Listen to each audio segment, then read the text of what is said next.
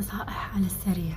تعامل الغير معك هو انعكاس لما يحسه تجاه نفسه، فأنت لست مسؤول. ثانيا، دائما اختر الشيء الذي يخيفك، لأن فمنه ستتعلم وتخرج من دائرة الراحة كي تتطور للأفضل. ثالثا، لا تقارن نفسك أبدا بالغير، قارن نفسك بما كنت عليه في السابق وأين وصلت اليوم. الشيء الآخر، أحط نفسك دائما بالناس الإيجابيين الطموحين المجدين. الطاقة معدية، كن واعيا بمن حولك. سامح نفسك وسامح الآخرين.